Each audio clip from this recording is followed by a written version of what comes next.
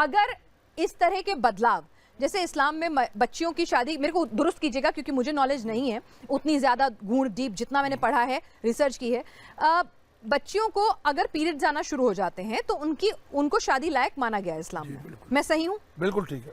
आपकी बेटी है कोई? मेरी हाँ 3 बेटियां। 3 बेटियां हैं। आपको लगता है आपकी छोटी सी 13-14 साल की बच्ची इस लायक हो जाती है कि वो शादी कर ले?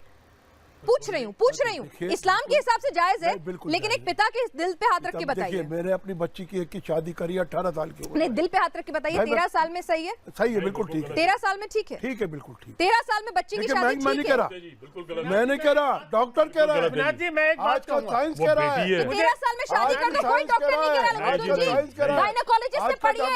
नहीं, आपको शायद एक मिनट आपको शायद आपको सुनिए, मेरे परिवार में, मेरे खानदान में गायनेकोलॉजिस्ट है। मैं आपको समझा दूं कि एक महिला चाहे वो हिंदू हो, सिख हो, ईसाई हो, जैन हो, बौद्ध हो, आदिवासी हो, कोई भी हो, उसका शरीर, उसकी बोन्स जहां से वो बच्चा पैदा करती है वो इतनी डेवलप और इतनी मजबूत नहीं होती हैं कि इस उम्र में वो बच्चा पैदा कर सके। She is not fit for sex, she is not fit for delivery. मैं रिंटा सरदार, मैं सातरागाछी से आया हुआ हूँ। मेरा क्वेश्चन है, अपना पेशा बतलाएं। मैं एक व्यवसायी हूँ। जाकिर नायक से मेरा क्वेश्चन है, हर धर्म में ये बोला गया है शादी करने के लिए लड़का और लड़की को प्राप्त वयस्क होना चाहिए, यानी बालिग।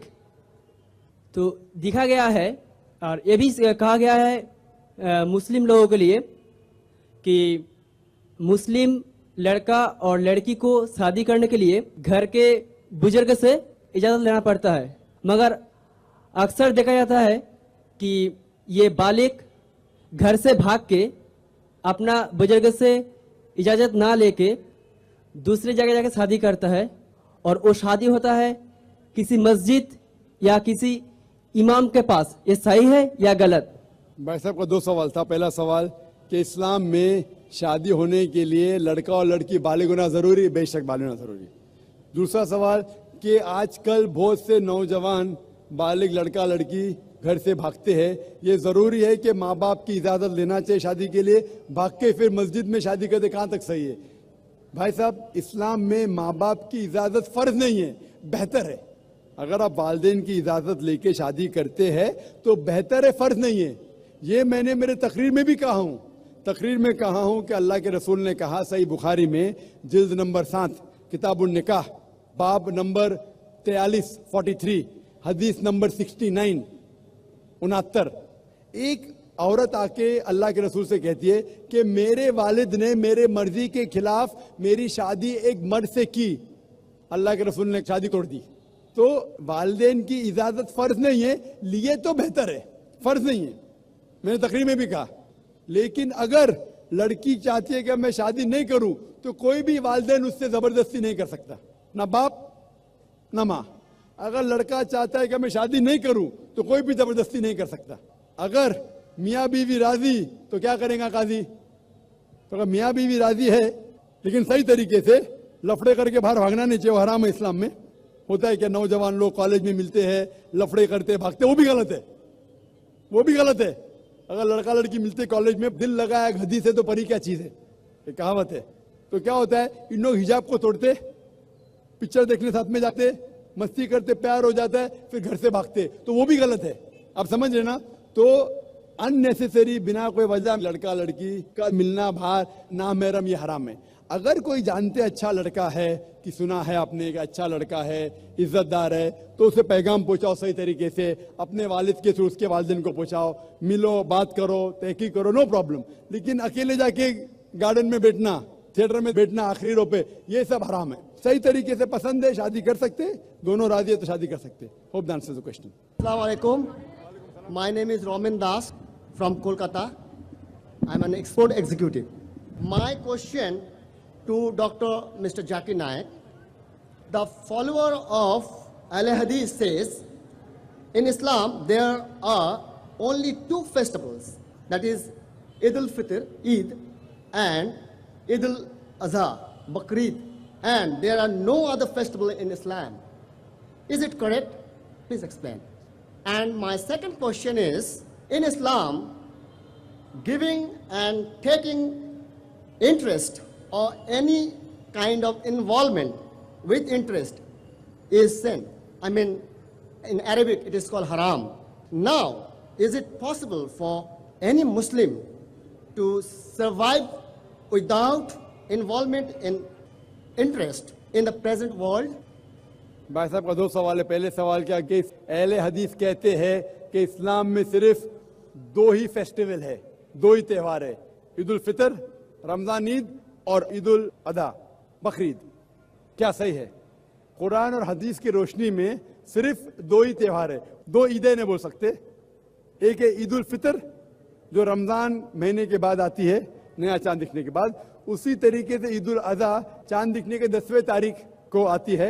ये दो ही त्यौहार है। उसके बाद जितने भी त्यौहार है वो कल्चरल है, depending upon the country and the area. But Islam में कुरान हदीस की रोशनी में सिर्फ दो त्यौहार है। आपका दूसरा सवाल कि इस्लाम में इंटरेस्ट, रिबा लेना देना हराम है, और अगर हराम है तो आज की दुनिया में एक इंसान कैसे रह सकता है, कैसे जी सकता है? कुरान में तकरीबन 8 जगह जिक्र आता है रिबा का, और कई जगह कहा गया हराम है। और खुसूसन सूरह बकरा में सूरह नंबर 2 आयत नंबर 278 और 279 में अल्लाह ताला फरमाते हैं कि if you give up not your demands of रिबा take notice of a war from Allah and his रसूल। अगर आप रिबा को नहीं छोड़ेंगे तो अल्लाह और रसूल आपके साथ जंग करेंगे। यानी रिबा लेना हराम है। क्यों हराम है? आप मेरी तकरीर सुनिए। Interest free economy promulgated by the Quran. आप कहते हैं कि आज की तारीख में, आज के माशरे में क्या रिबा के बिना इंसान जी सकता है? मैं जी रहा हूं आपके सामने, मैं रिबा लेता भी नहीं, देता भी नहीं, सख्त खिलाफ हूं। अरे भाई आप बोले इंसान को दुनिया में इंटरेस्ट के बिना रहना पॉसिबल है, मैं नहीं ले रहा हूं। और अल्हम्दुलिल्लाह कई मुसलमान नहीं लेते। मैं ये भी जानता हूं कई मुसलमान लेते वो हराम करते। रिबा लेना और देना, taking interest and giving interest is हराम। It is one of the biggest sin in Islam. Interest is prohibited, riba is haram. For more details, refer to my video cassette, Interest Free Economy promulgated by the Glorious Quran. Hope that answers the question. Assalamu alaikum. I'm Shushmita Sengupta, homemaker. इस्लाम में औरत लोग तो नमाज अदा कर सकती है, मस्जिद में क्यों नहीं कर सकती है? अगर करती है तो कोलकाता में क्यों नहीं है? और इबादत में कुछ फर्क है क्या मर्द का और औरत का? वो ईदगाह में क्यों नहीं जा सकते? बहन का सवाल है कि इस्लाम में औरतें मस्जिद में जाके नमाज क्यों नहीं पढ़ती, और नमाज पढ़ने का तरीका अलग क्यों है, और ईदगाह में क्यों नहीं जाती? कुरान मजीद में बहन किधर भी नहीं लिखा है कि औरत मस्जिद में नहीं जा सकती। वो हमारे इंडिया पाकिस्तान में है, इसलिए इस्लाम को देखने के लिए इंडिया को मत देखो, पाकिस्तान को मत देखो, कोलकाता को मत देखो, कुरान को देखो। कई हदीस है सही बुखारी में जिल्द नंबर 1 आखिरी हदीस, do not prevent the female servant from going to the mosque. मतलब मोमिना को मस्जिद में जाने से मत रोको, अल्लाह के रसूल फरमाते।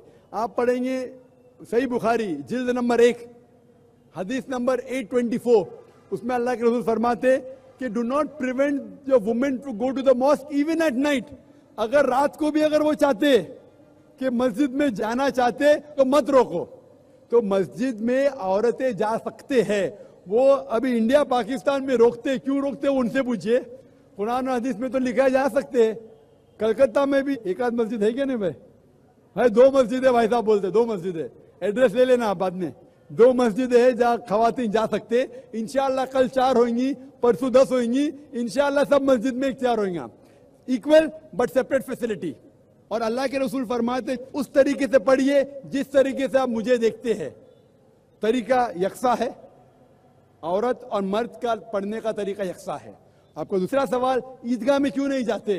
अल्लाह के रसूल की हदीस है कि जब आप ईद नमाज के लिए जाते हैं, अपने बीवी को भी लेके जाओ, बच्चों को भी लेके जाओ। अगर आपकी बीवी हैस में है फिर भी लेके जाओ। मतलब आपकी बीवी नमाज नहीं पढ़ सकती है, हैस में है, if she is having period, ये टेक हर, भले वो नमाज नहीं पढ़े। तो ईदगाह में तो जाने का स्पेशल इंस्ट्रक्शन है। अगर हैस में फिर भी जा सकते। तो ये गलत फहमी है कि औरत मस्जिद में नहीं जाना चाहिए या औरत ईदगाह में नहीं जा सकते। ईदगाह में हैस के हालत में भी जा सकती, भले वो नमाज न पढ़े फिर भी जा सकती। Hope the answer the question. Doctor Vivek Kumar Tiwari, I'm a dentist by profession. Thank you, Dr. Zakir, for such a nice presentation. आपने आज यहाँ पे जो इस्लाम में खलातीन की पोजीशन की बात की, आपने कहा कि मर्दों को और औरतों को इस्लाम में बराबर का दर्जा दिया गया है। तो मैं आपसे ये जानना चाहूँगा कि एक शादीशुदा औरत अगर अपने शौहर से तलाक लेना चाहती है या उसको तलाक देना चाहती है तो उसको कितना हक इस्लाम ने दिया है? What are the rights provided by Islam to a woman for giving divorce to her husband? भाई का सवाल है कि इस्लाम में खवातीन का कितना हक है कि वो अपने शोहर को डिवोर्स दे सके। डिवोर्स के अगर आप अलग तरीके देखेंगे इन नटशेल, एक है by mutual consent of husband and wife, दोनों अगर चाहते हैं कि अलग हो जाए तो हो सकते हैं। तरीका मैं बता दिया हूं, तरीका तो पहले बता दिया हूं, लेकिन कितने डिफरेंट स्टाइल्स। तरीका तो एक ही है, लेकिन अगर मियाँ बीवी राजी है या नाराजी है उसके 5 तरीके।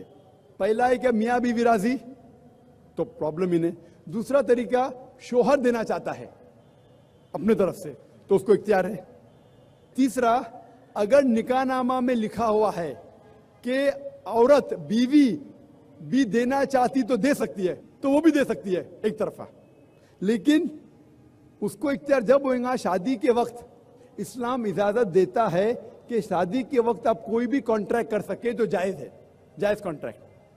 मिसाल के तौर पे आप ये नहीं कह सकती जो फर्ज है वो आप नहीं कह सकती कि शोहर नहीं करना चाहिए, नमाज पढ़ना फर्ज है, वो नहीं लिख सकती मेरा शोहर नमाज नहीं पढ़ना चाहिए, वो जायज नहीं। मिसाल के तौर पे जो हराम है वो नहीं कह सकती, शराब पीना हराम है, वो ये नहीं कह सकती कि मेरे शोहर को शराब पीना चाहिए, अलाउड नहीं। लेकिन जो ऑप्शनल है, जो मुबाह है, मिसाल के तौर पे तलाक देने का हक मर्द का है, तो ये हक अगर मर्द बोलता है कि मैं मेरी बीवी को देता हूं, इसे कहते हैं तलाक तहफीज या इस्मा, ये इजाजत है। अगर शादी के निकाहनामा में औरत कहती है कि मुझे भी हक होना चाहिए तलाक देने का, तो ये भी जायज है। तीसरा तरीका। चौथा तरीका, अगर निकाहनामा में औरत ने नहीं लिखा और अगर वो शोहर से अलग होना चाहती तो वो शोहर से कह सकती please I want to separate, मैं अलग होना चाहती हूं, और शोहर बोलेगा ठीक है आप मुझे नहीं चाहती, मैं आपको आजाद करता हूं, इसे कहते हैं खुला।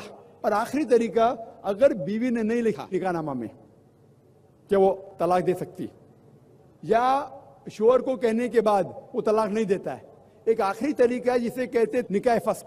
अगर शोहर उस पे जुल्म कर रहा है, उसको हक नहीं दे रहा है, वो काजी के पास जाके निकाह फस्क कर सकती है, इसे कहते हैं नलिफिकेशन ऑफ मैरिज, निकाह फस्क। ये 5वां तरीका है। तो खवातीन के भी हुकूक है किस तरीके से वो शोहर से अलग हो सकते। Hope that answers the question.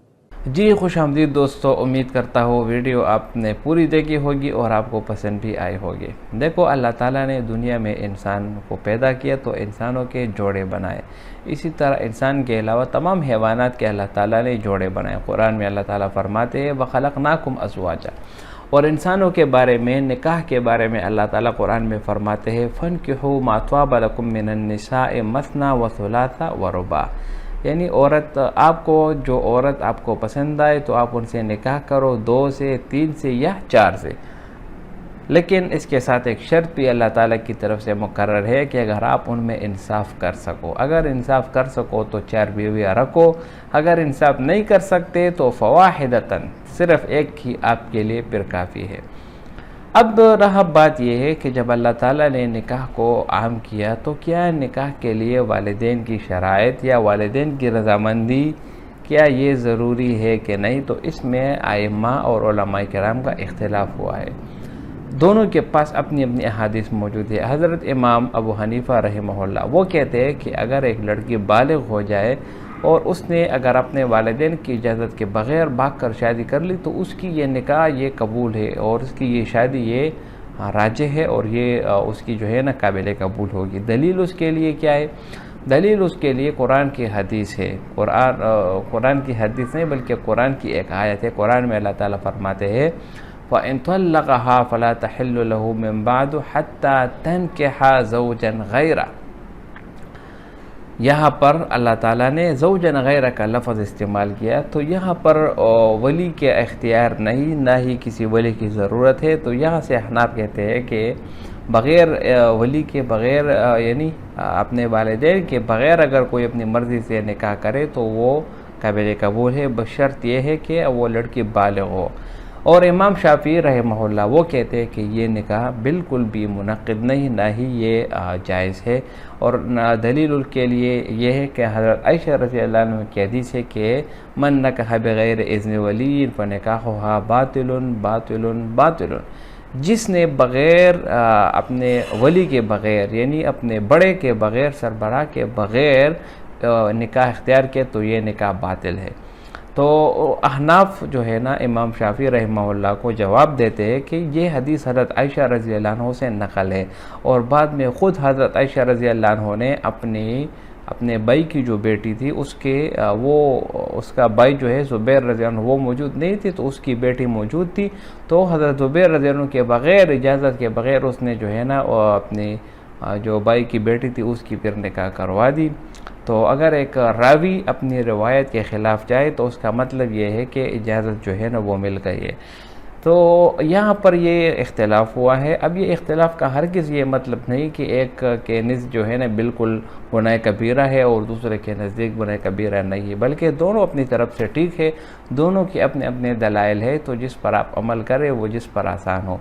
और अगर डॉक्टर जाकिर नाइक की वीडियो आपने देखा तो उसने जो जवाब दिया वो भी डॉक्टर जाकिर नाइक की राय भी यही है कि वो निकाह के लिए वालिदैन की मौजूदगी या वालिदैन की रज़ामंदी ये ज़रूरी नहीं। अगर किसी ने बग़ैर जो है ना वली के बग़ैर यानी वालिदैन की इजाज़त के बग़ैर निकाह कर लिया तो निकाह कबूल होगा, निकाह उसका मुनक़्क़द हो जाएगा। लेकिन आजकल के जो हालात चल रहे हैं, जो मौजूदा सूरत हाल है, तो इस पुरफितन दौर में लड़का और लड़की का बहुत ज़्यादा एहतियात जो है ना वो ज़रूरी है। वालिदैन की इजाज़त के बग़ैर निकाह करना ये बिल्कुल एक आपका निकाह ठीक है हो जाएगा, लेकिन उससे आपके वालिदैन नाराज़ होंगे और आपके दरमियान इख्तिलाफ़ात बढ़ जाएंगी। तो कोशिश करें कि अपने वालिदैन की सलाह मशवरे और उनकी दुआएं लेकर आगे चले। वालिदैन अपने बच्चों की सुने और बच्चे अपने वालिदैन की सुने, तो इसी तरीके से अगर ये आगे बढ़ जाए तो इनकी ये निकाह बहुत ज़बरदस्त होगी और उनको जो है ना पूरी उम्र खुशियाँ और दुआएं मिल जाएगी। उम्मीद करता हूँ वीडियो आपको पसंद आई होगी। अगर वीडियो आपको पसंद आए तो इस चैनल को सब्सक्राइब करें। बहुत शुक्रिया।